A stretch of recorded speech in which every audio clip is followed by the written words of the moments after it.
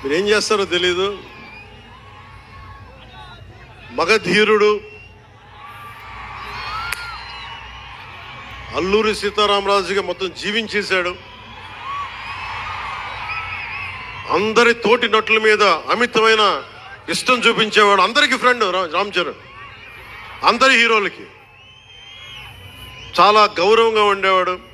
సంవత్సరానికి 100 రోజులు మా నాన్న ఏ పేరు మీద ఏం తలుచుకొని పెట్టాడో తెలియదు, కానీ 100 రోజులు, సంవత్సరంలో 365 రోజులు, కనీసం 100 రోజులు అయ్యప్ప స్వామి మాలంటాడు, ఆంజనేయ స్వామి మాలంటాడు.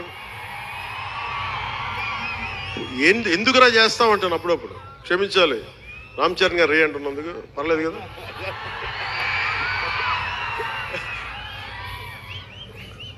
అంటే ఎందుకంటే నాకు బాధ్యత తప్పకుండా ఉండటానికి, నియంత్రించుకోవడానికి, అహంకారం రాకుండా ఉండటానికి ఎప్పుడు చూడండి చెప్పులు లేకుండా ఉంటాడు.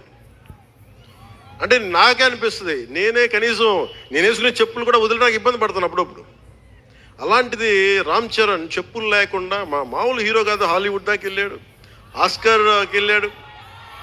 అక్కడికి వెళ్ళి ఎంత గుండె ధైర్యం అంటే, నేను చెప్పులు వేసుకుంటా, అవసరమైతే మంచి సూటు బూట్ వేసుకుని ధైర్యవుతాడు, లేదంటే అయ్యప్ప స్వామి మాలేసుకుని కనిపిస్తూ ఉంటాడు. అంటే వ్యక్తిత్వంలో ఎంత బలం ఉండాలి ఆ వ్యక్తికి.